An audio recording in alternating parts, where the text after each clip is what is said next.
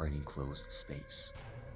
In this method of execution, the offender was placed in an enclosed space with no exit. Sometimes, this form of punishment meant life imprisonment, but in other cases, the person was left in this confined space to die from hunger and thirst. An image published for the first time in 1922 in National Geographical illustrated a Mongolian woman who had been put inside a wooden box and left to die in the desert. The photographer of this image, Albert Kahn, stated that he witnessed the woman begging for food. However, Kahn felt compelled to leave the starving woman to die, as anthropologists do not permit interference in the judicial systems of other countries and cultures. Hanging with a leather sack. This method of execution, also known as the punishment of the sack or poena calet, was applied to those who committed parricide. These individuals were thrown into leather sacks filled with live poisonous animals and drowned.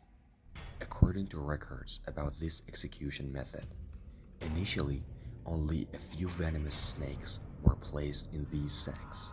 However, during the reign of Emperor Hadrian, the most common method for this type of execution was to place a dog, a rooster, a monkey, and a snake along with the condemned person in the sack, which was then sealed and thrown into the sea.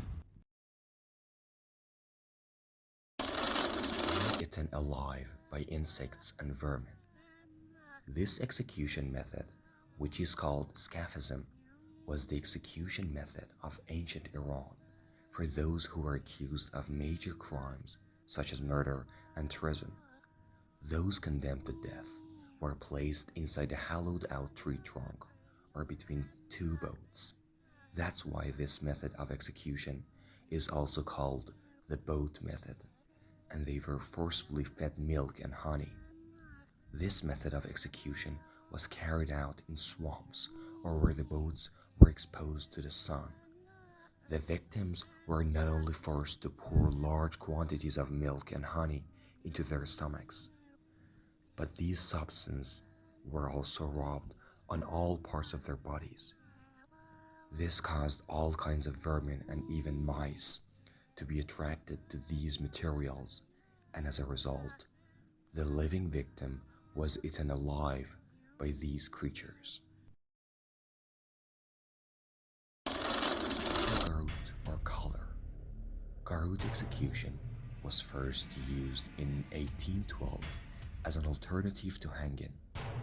During the 19th century, at least 736 people were executed in this way in Spain. Usually those who committed murder, banditry, or terrorist acts were sentenced to death by this method. The victim was placed on a special chair and his back rested on its wooden back.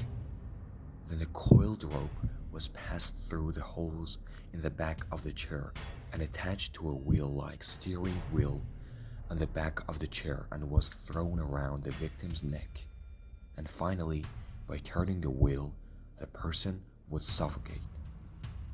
There was also a Chinese example of this method that used bows to strangle convicts. Over time, changes were made in this execution method to give a more humane style to the execution of convicts.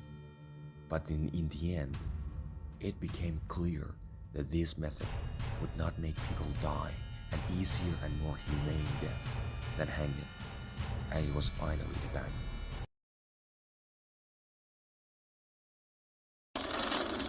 Wheel. In this method, the victims were tied to these special wheels. Then a wooden or metal club were used to hit his organs. After the person died of the crushing of his body parts, they would show the wheel to the public. Sometimes, this method of torture and execution continued for days, but in some cases, the executioner would end the victim's life by giving several hard blows to the chest and abdomen.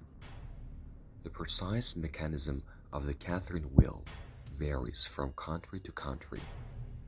After turning the wheel, the bones of the victim's body were crushed, or in some countries, in addition to the wheel, a wooden cross was also used to execute the victim. Facts, where we uncover the hidden truth that will make you question everything.